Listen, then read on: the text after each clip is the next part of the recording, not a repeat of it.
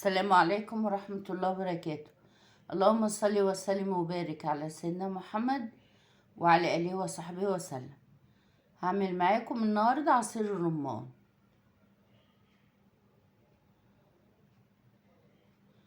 جبت الرمان وفصصته ونضفته بقى من القشر الابيض ده اللي بيبقى فيه. هحطه في الخلاط، هحط معاه كوباية مية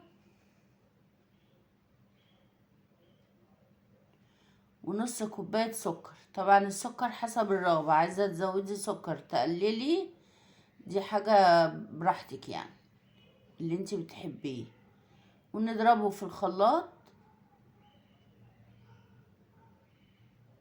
بعد كده نصفيه عشان طبعا بيبقى فيه بذر.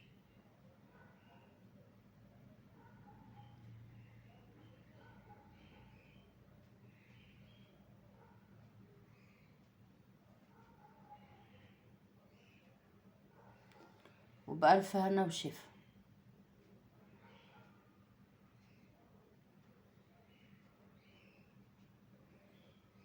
ما تنسوش الاشتراك واللايك، والسلام عليكم ورحمة الله وبركاته.